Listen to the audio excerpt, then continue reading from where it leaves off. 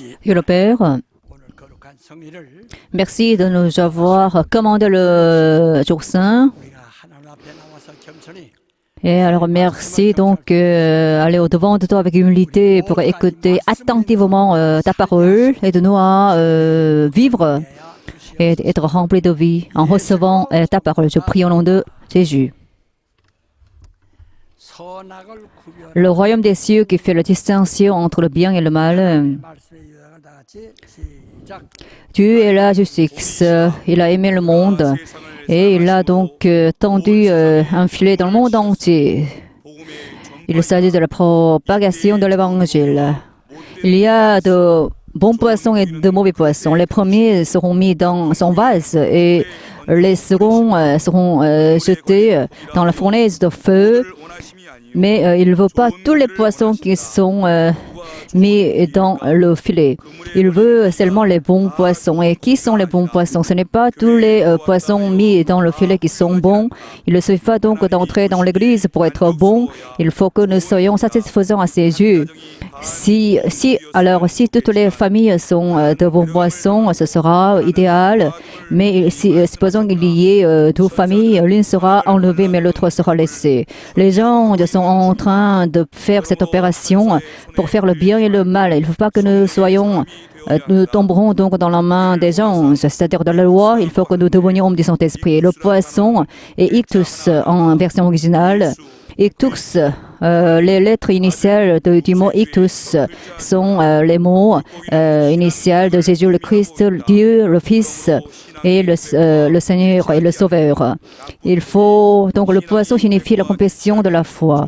Celui qui a une foi qui correspond à sa confession de la foi est un mauvais poisson, mais celui qui a une foi qui correspond à la confession de sa foi est un bon poisson. L'évangile est un filet. Est-ce que la confession de votre foi est bien certaine? Est-ce que vous êtes un bon poisson? Pour sauver les âmes, il faut que la confession de notre foi soit claire. Il faut que nous soyons remplis de cette vie. Dieu est la justice. La justice.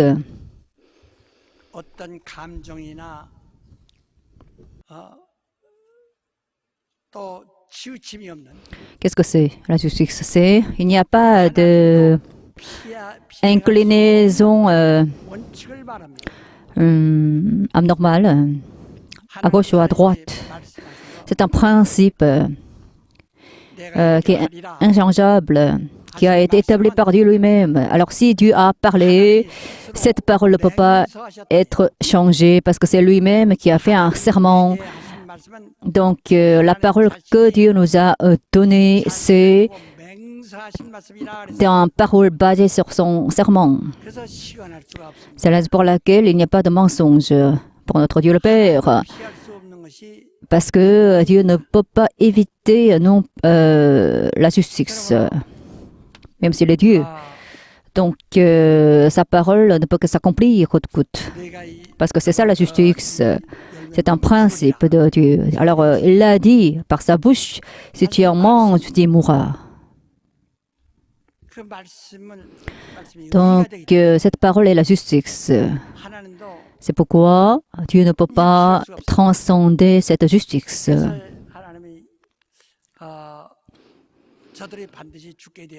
Donc, eux, en fait, ils ne peuvent que mourir inévitablement parce qu'ils ont transgressé la parole de Dieu.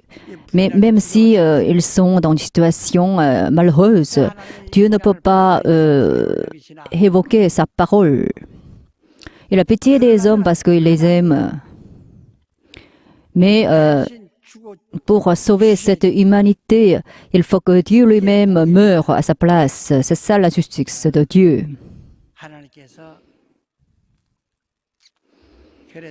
C'est la raison pour laquelle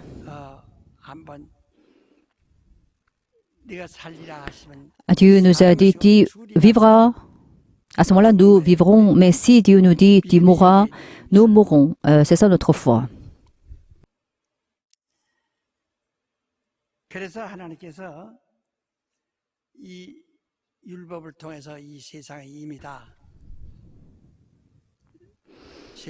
À travers la loi, il nous a fait savoir que le monde est destiné à périr.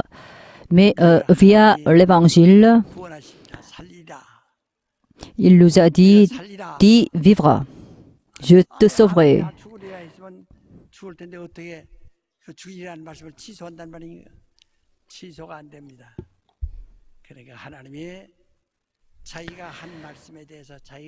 Alors Dieu lui-même ne peut pas révoquer sa parole, déjà prononcée. C'est lui-même qui est responsable de ces paroles-là. Donc, il a envoyé son Fils unique pour rembourser nos dettes, pour nous sauver. Donc, nous sommes entrés en Jésus. Nous avons tous reçu sa grâce. Nous avons obtenu le salut. Lorsque nous avons été sous la loi,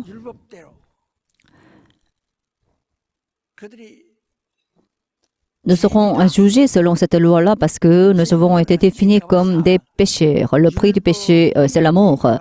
Alors, ce que dit la loi, qu'est-ce que c'est?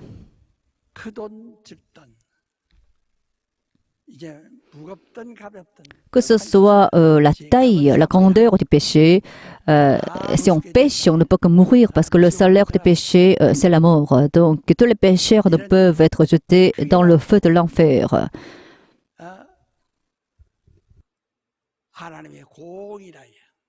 C'est ce qu'on appelle la justice de Dieu.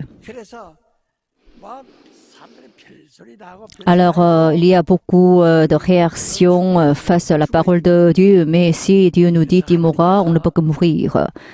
C'est le résultat de notre désobéissance à la parole de Dieu. Mais il nous a donné sa grâce. La grâce aussi constitue sa justice. C'est la raison pour laquelle, et ce n'est pas Dieu lui-même qui a fabriqué la grâce. En fait, il a fait des sacrifices pour rembourser toutes nos dettes, pour nous sauver. C'est la raison pour laquelle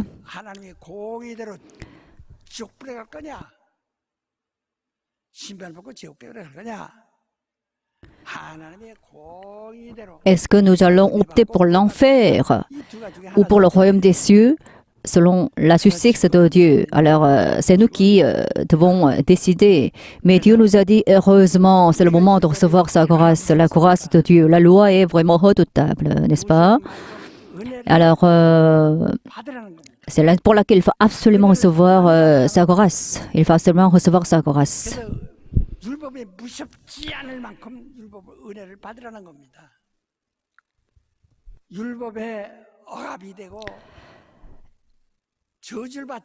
Il faut recevoir la grâce pour ne pas avoir peur de la loi et pour ne pas être opprimé par la loi. C'est ce qu'on appelle la justice de Dieu. Donc, il justifie ceux qui reçoivent sa grâce. Alors, comment nous pouvons recevoir sa grâce? C'est par la foi. Et parce que c'est un cadeau de la part de Dieu. Alors, Dieu considère la foi comme la justice.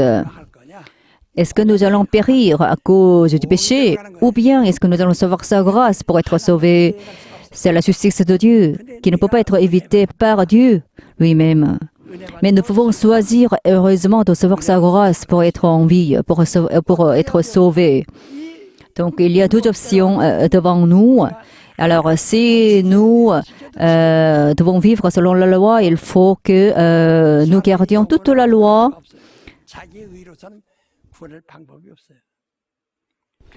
Mais il n'y a pas le salut dans la loi. C'est pour laquelle il faut absolument recevoir sa grâce. Alors Dieu nous a dit, Jésus nous a dit, venez à moi et apprenez-moi et mettez mon joug sur votre dos, parce que mon joug est léger. Mais l'évangile est vraiment facile et très léger. C'est la raison pour laquelle on a du mal à accepter cet évangile qui est trop léger à nos yeux.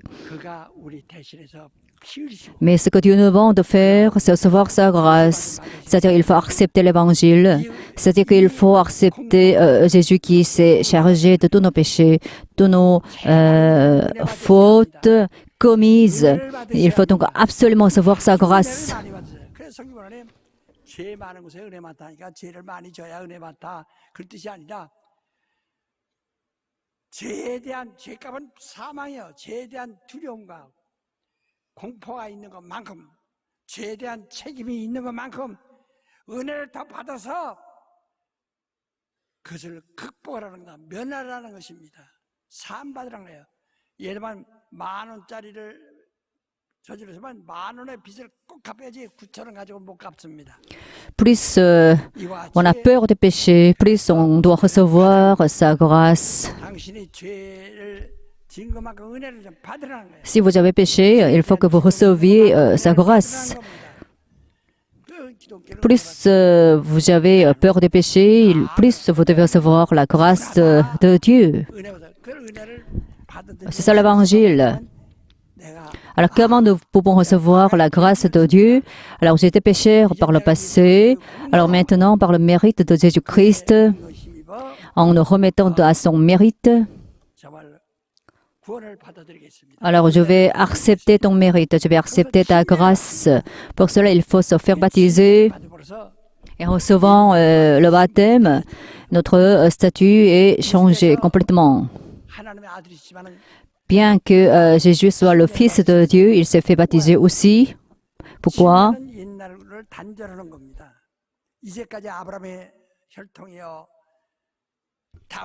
Par le baptême, nous pouvons être coupés de notre passé. Jésus était un juif, il était un nazarien. Il était un juif tout simplement, mais il s'est fait baptiser. Alors il n'était plus un nazarien, il n'était plus un juif, il n'était plus un descendant de David. Il n'était plus un descendant d'Abraham. Il était tout simplement le Fils de Dieu.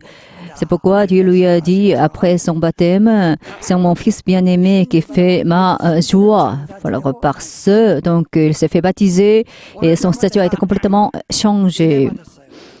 Nous avons reçu la grâce de Dieu aussi.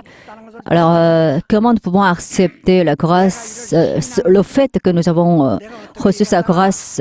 Comment nous pouvons faire cette confession? Comment nous pouvons faire cette expérience? C'est par le baptême. Le baptême, ce n'est pas un rite. Il faut que nous accomplissions absolument la justice de Dieu. Pourquoi Jésus s'est fait baptiser? Pour quelle raison? Alors, Jean-Baptiste a dit à Jésus, comment tu peux venir à moi pour être baptisé? Mais Jésus lui a dit, il faut accomplir la justice de Dieu. Pour cela, je dois être baptisé par toi. C'est ce qu'on appelle la justice. Donc même si vous avez reçu la grâce de Dieu, vous devez vous faire baptiser. Parce que sans le baptême, on ne peut pas approuver la grâce de Dieu reçue. Donc, c'est un ordre que nous devons absolument observer. Après avoir reçu la grâce de Dieu, il faut donc recevoir le baptême.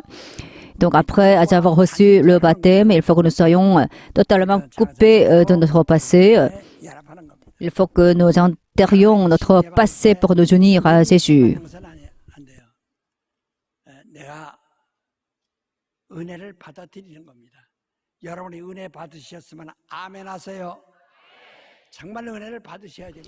Donc, il ne faut pas recevoir la grâce d'une manière insignifiante. Il faut absolument recevoir la grâce de Dieu, votre famille aussi. Il est dit dans le texte qu'on vient de lire.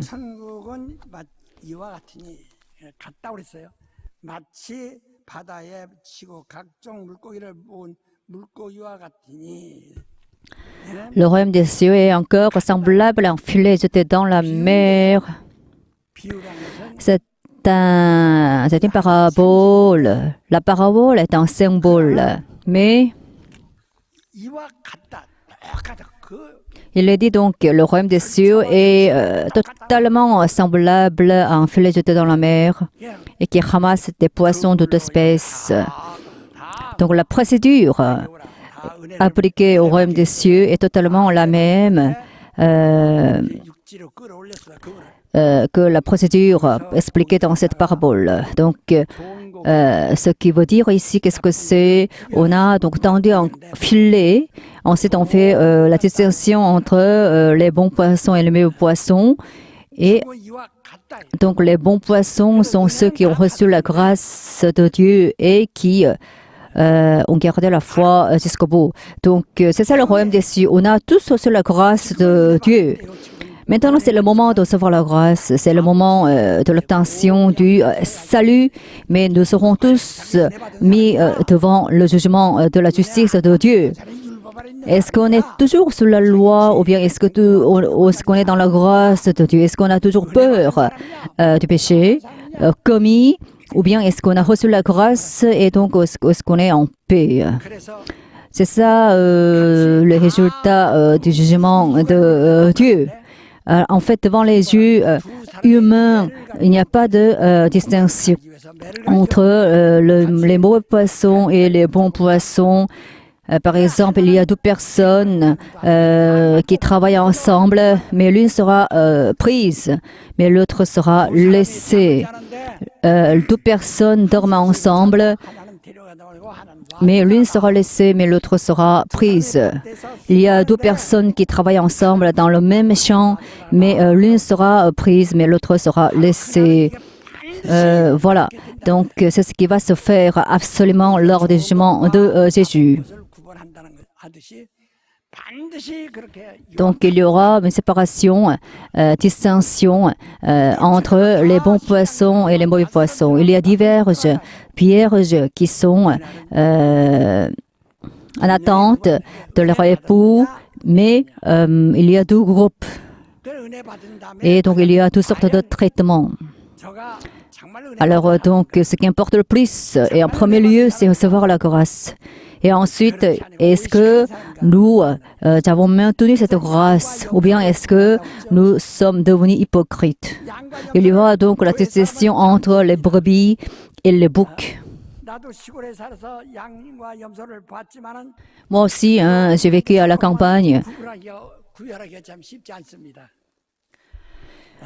Mais même à mes yeux, il est difficile de faire la distinction entre les brebis et les boucs parce que l'apparence est très semblable. Mais quelle est la différence entre la brebis et le bouc? Le bouc est un animal qui mange tout. Donc le bouc peut manger même un objet qui n'est pas mangeable. Donc le bouc mange même des chaussures. C'est ce que j'ai vu. Par contre, la brebis est différente du bouc. Donc, les brebis mangent seulement les plantes qui ont une bonne qualité.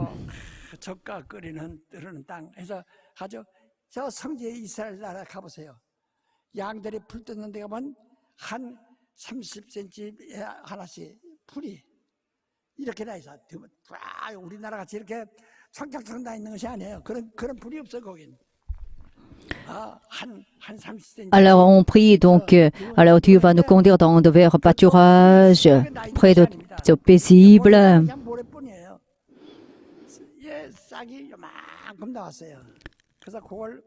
Alors qu'est-ce que mangent les brebis en réalité? Alors les brebis, elles mangent des herbes, les plantes ayant une bonne qualité.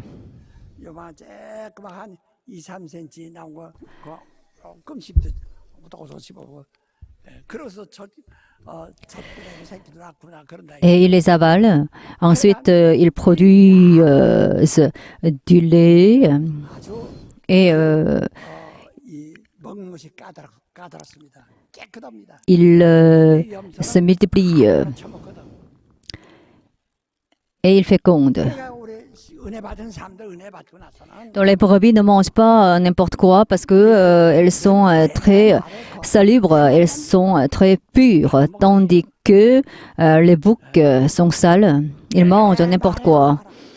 Voilà, il faut que nous donc soyons semblables aux brebis. Cela signifie que nous mangeons seulement la parole de Dieu, la parole de la vérité. Il faut manger sa chair, il faut boire son sang seulement, il ne faut pas manger n'importe quoi. Donc, si on a reçu la grâce de Dieu,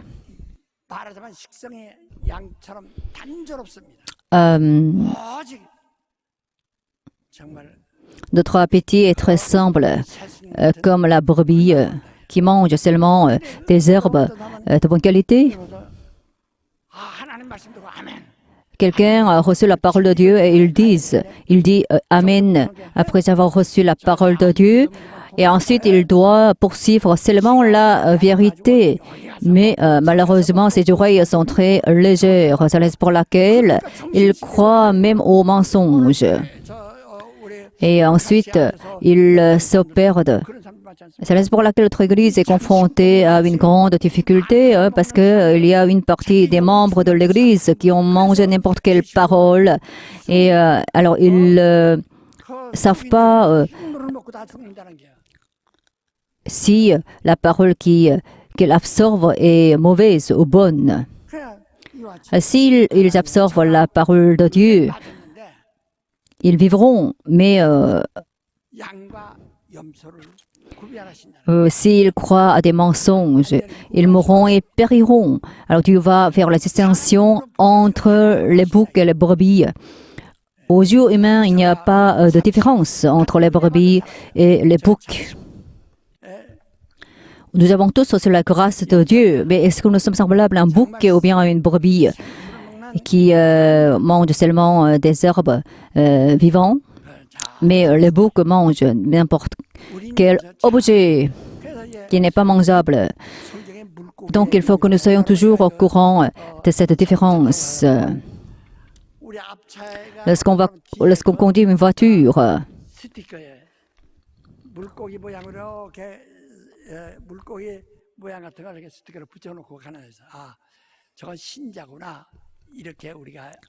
il y a un certain nombre de chrétiens qui mettent une étiquette sur le derrière de leur voiture pour manifester leur identité en tant que chrétiens.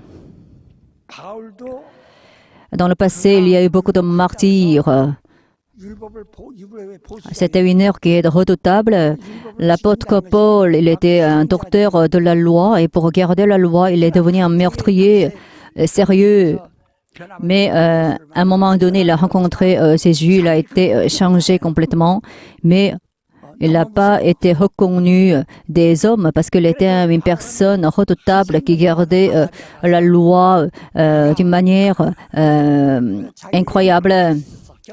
Donc l'apôtre Paul devait nettoyer tout son passé avec humilité et à partir de ce moment-là, il a commencé à être reconnu des chrétiens de l'époque.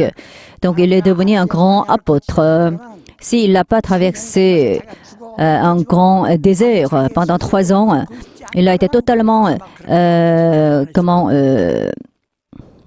coupé du monde. Pendant 3 ans, il a passé le désert pour être nettoyé, pour que son passé soit totalement nettoyé.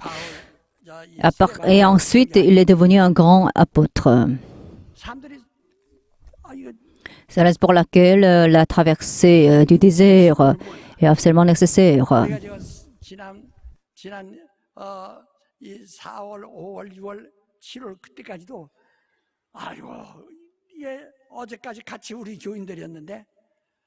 Notre Église a traversé aussi un désert.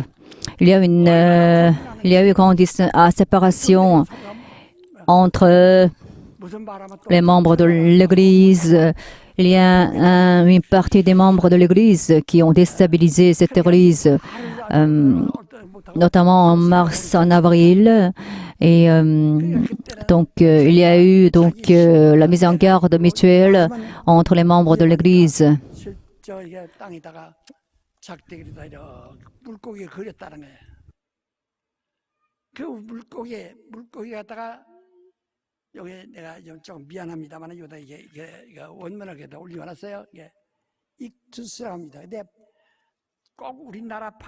Le poisson est ictus en version originale.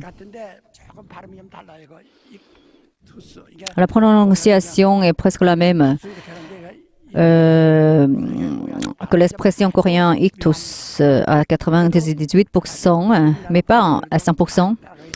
Mais quand même, le coréen nous permet d'exprimer bien le mot ictus qui signifie le poisson. Le poisson est ictus en version originale.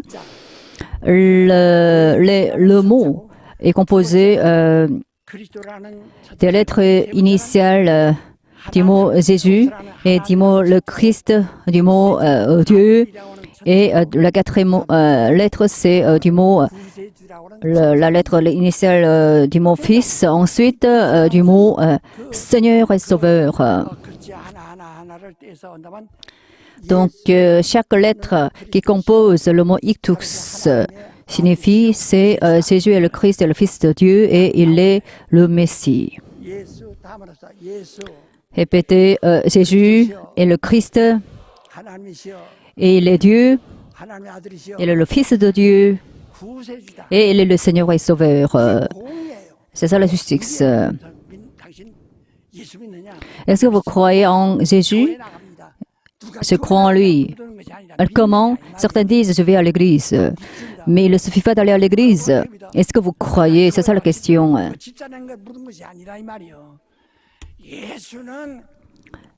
Mais certains disent, moi je suis devenu un diacre ou diaconesse. Mais ce n'est pas une bonne réponse. Il faut que nous croyions en Jésus. Il faut que nous croyions au nom de Jésus. Il faut qu'on s'agenouille devant son nom.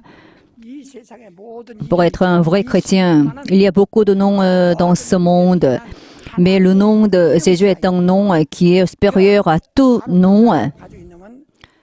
Donc, le nom que possédait Jésus, ce n'est pas un nom d'un juif, c'était le nom de Dieu qui est Jésus. Et c'était lui qui était le Fils de Dieu, c'était lui qui était Jésus, c'était lui qui était le Christ. C'était lui qui a été envoyé au monde par Dieu le Père. C'était lui qui devait être crucifié pour sauver l'humanité selon la volonté de Dieu le Père. C'était lui qui était donc le Christ, c'était lui qui était Dieu.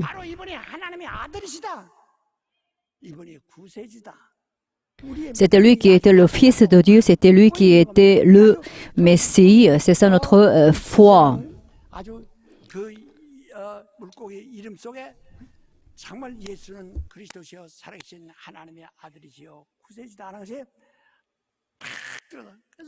Donc dans le mot poisson, c'est-à-dire ictus, il y a donc une phrase qui dit que Jésus est le Christ et le Fils de Dieu vivant.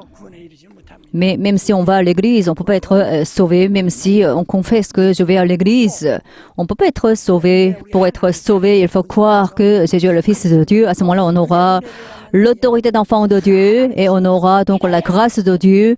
Il faut que nous croyions donc en Jésus pour être en vie, pour être sauvé. Il faut que nous croyions que Jésus est le Fils de Dieu. Il faut que nous considérions Jésus comme le Fils de Dieu, non pas comme le Fils d'un homme. Et alors, c'est lui qui est le Messie. Donc, il y a 5 éléments dans la confession de notre foi. D'abord, Jésus est le Christ. Répétez. Jésus, le Christ, Dieu, Fils et Messie. J'ai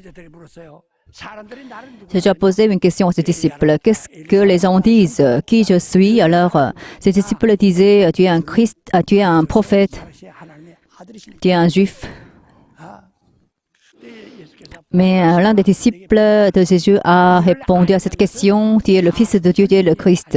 C'était Pierre qui a donné cette réponse. Il a été donc félicité de Jésus.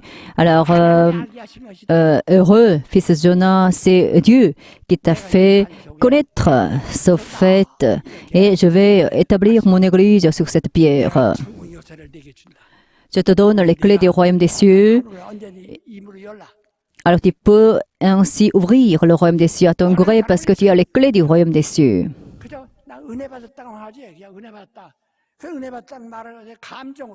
Vous dites j'ai reçu la grâce de Dieu, mais vous êtes encore émotionnel. Si vous êtes de bonne humeur, vous dites j'ai reçu la grâce. Si vous avez compris une chose, j'ai reçu la grâce.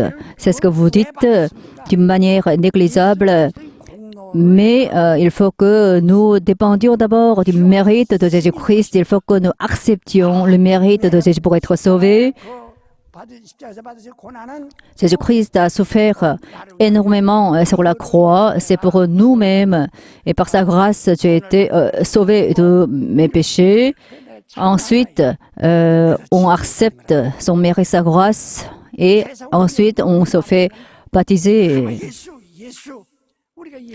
Donc il faut que nous ayons absolument le nom de Jésus dans nos âmes. Jésus est mort à ma place. Il a été envoyé pour mourir à ma place. C'est lui qui est Dieu. C'est lui qui est le Fils de Dieu. C'est lui qui est mon Seigneur.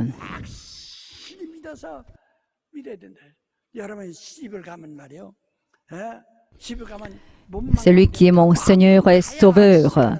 Pour aller se marier, il faut qu'on se marie non seulement au niveau mental, mais aussi au niveau physique, n'est-ce pas? On ne peut pas se marier simplement mentalement. Et en Corée, la date de naissance est très importante. Et la famille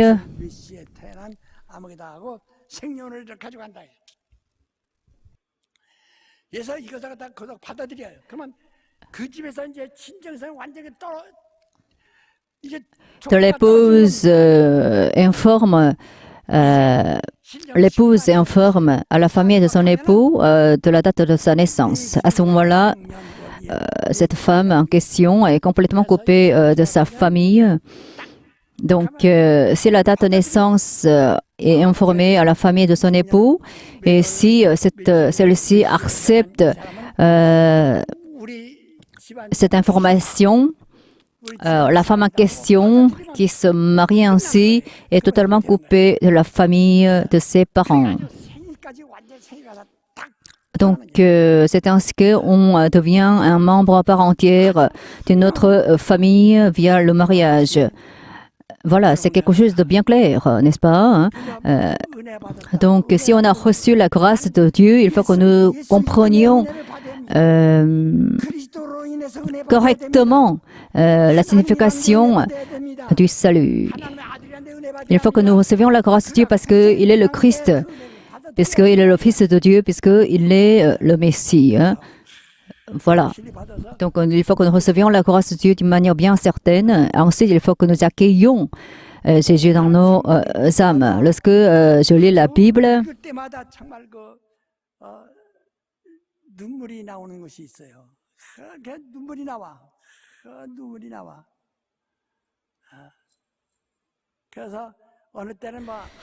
chaque fois que je lis la Bible, je pleure. Jésus a été ressuscité et il a rencontré ses disciples juste après sa résurrection. Et qu'est-ce qu'il a dit? Il a dit à ses disciples après sa résurrection, est-ce que vous avez quelque chose à manger? Parce qu'il a été sur la tombe, sur la terre pendant 3 jours, mais il n'était pas allé encore à son Père. Avant d'aller vers son Père, il a rencontré ses disciples et il leur a dit, est-ce que vous avez quelque chose à manger? Alors ses disciples lui ont donné quelque chose à manger. Alors Jésus a mangé tout ce qui a été donné par ses disciples. Ensuite, il leur a demandé de recevoir le Saint-Esprit promis. Et pendant 40 jours, il a séjourné sur cette terre.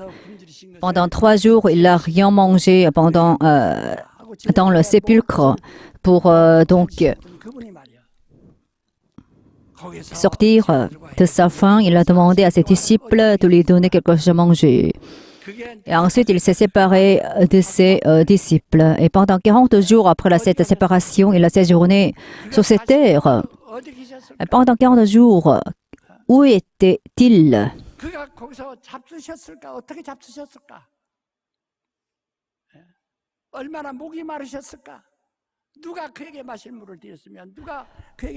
Je pense toujours au séjour de 40 jours de Jésus sur cette terre.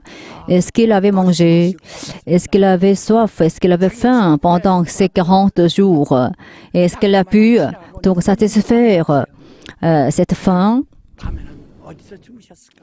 Est-ce qu'elle a pu satisfaire sa soif? Ce sont les questions que je me pose. Et est-ce qu'il a pu bien dormir ou il a dormi pendant ces 40 jours? Et est-ce qu'il a été dans la solitude? Et est-ce qu'il a bien vécu dans ce monde pendant 40 jours après sa résurrection? Ce sont les questions que je me pose. Est-ce qu'il pouvait mendier? Parce que pendant 3 jours, il n'a rien mangé dans le sépulcre. Est-ce qu'il pouvait travailler pour pouvoir manger, pour pouvoir se reposer pendant son séjour supplémentaire dans ce monde? Alors Jésus nous dit, est-ce que j'avais soif? Tu m'avais donné de l'eau? Est-ce que j'avais faim? Est-ce que tu m'avais donné des nourritures? Est-ce que quand j'étais malade, est-ce que tu m'avais soigné? Mais non, tu n'as rien fait pour moi qui était en difficulté. Moi, maintenant, il n'est plus là parce qu'il est dans les cieux et on attend maintenant son avènement. Et nous allons tous le voir dans l'air lors de son avènement. Et à ce moment-là, ceux qui sont au paradis seront ressuscités pour voir le Jésus qui est revenu au monde. On ne sait pas quand il reviendra. Mais Jésus reviendra coûte que coûte.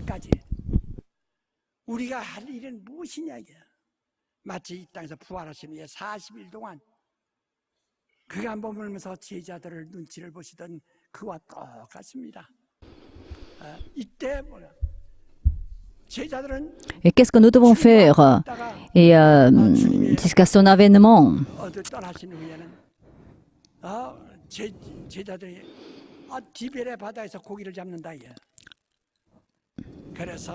Les disciples de Jésus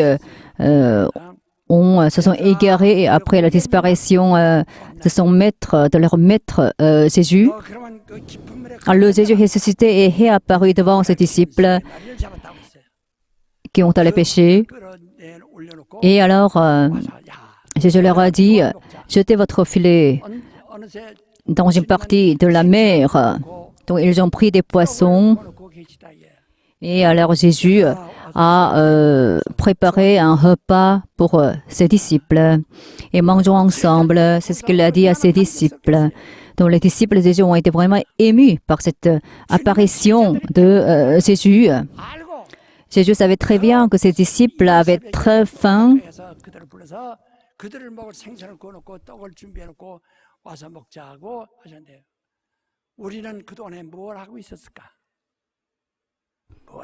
Il a ainsi appelé ses disciples par amour. Alors, qu'est-ce que nous devons faire donc en attendant notre Jésus? Il y a eu 5 vierges folles qui ne pouvaient pas accueillir leur époux à temps. Nous avons tous reçu la grâce de Dieu. 그리스도의 사람이 됐는가? 하나님의 사람이 됐는가? 하나님의 아들의 사람이 됐는가? 구세주의 사람이 됐는가? 이걸 확실히 하라는 겁니다. 확실히 하는 거야. 그래서 성경에 고린도전서 3장 10절 이하에 뭐라고 하냐? Il était dans 1 Corinthiens 3, dit « Nous sommes semblables à ceux qui construisent une maison. Certains construisent leur maison avec de l'or, ou bien certains autres avec de l'argent, certains autres avec des chaumes. Nous serons tous éprouvés par le feu. Alors si notre œuvre est brûlée par le feu et nous subirons des pertes, nous subirons un châtiment. Mais si notre maison n'est pas brûlée par le feu, nous pouvons être récompensés. Donc, à quel point nous pensons à Jésus, à quel point nous aspirons à notre Seigneur Jésus, à quel point nous l'aimons, c'est ce qui importe en fait pour nous. Jésus séjourné pendant 40 jours après sa résurrection dans ce monde. Mais est-ce qu'il a bien dormi? Est-ce qu'il a bien mangé pendant cette période de son séjour? Est-ce qu'il n'a pas été sous la pluie? Est-ce qu'il n'a pas été dans la faim, dans la soif? C'est ainsi que nous devons penser à lui, nous devons penser à sa situation de sûreté. Mais si on ne s'intéresse plus à Jésus-Christ, si on ne s'intéresse pas à sa situation, et si on se contente tout simplement d'avoir reçu la grâce de Dieu pour être sauvé, nous ne sommes pas saints. Il faut que nous pensions à l'Église, qui est le corps de Jésus-Christ. Il faut que nous soyons vraiment éveillés. Est-ce que nous nous intéressons vraiment aux difficultés de l'Église? Parce que la difficulté de l'Église est la vôtre. Jésus est le Fils de Dieu. Et le Christ, c'est la raison pour laquelle il faut que nous fassions notre maximum pour ce Jésus qui nous a sauvés. Mais quelle est notre attitude vis-à-vis de ce Jésus qui nous a sauvés? Nous sommes tous des coureurs qui doivent courir. Alors, il faut que nous achevions seulement notre course. Mais il y aura en fait un résultat inévitable. Alors, il y aura une seule personne qui pourra arriver en premier. Donc, ce qui importe le plus pour nous, alors est-ce qu'on aime vraiment Jésus? Est-ce qu'on croit vraiment qu'il est le Dieu? Et est-ce qu'on croit vraiment qu'il est le Fils de Dieu? 우리는 침례받은 그 시간부터는 진보해야 할 텐데 그렇지 않다는 것은 그날에 가서 이런 일에 꼭 이와 같다. 꼭 이렇게 구별될. Donc il y aura une distinction claire entre les mauvais poissons et les bons poissons. Donc il faut que nous soyons vraiment éveillés. Nous avons remporté la victoire, n'est-ce pas? Parce que nous avons été sauvés, parce que nous avons accepté, approuvé à 100% le mérite de Jésus-Christ. On s'est unis à lui par le baptême.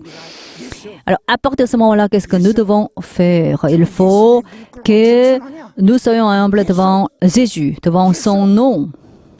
Et il faut que nous croyions vraiment à son nom. Est-ce que nous croyons vraiment que Jésus est le Christ?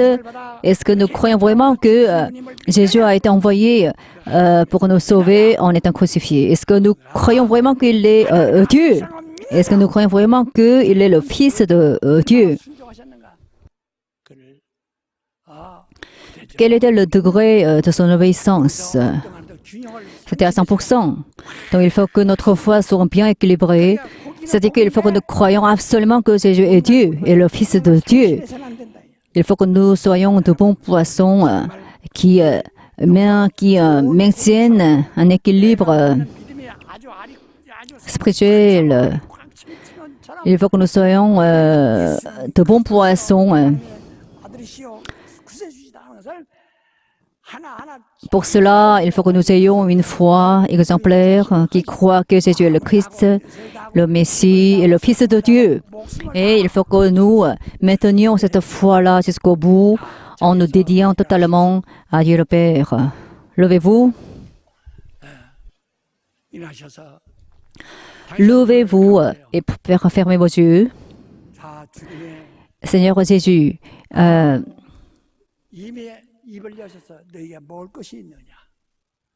est-ce que vous avez quelque chose à manger? Est-ce que vous pensez suffisamment?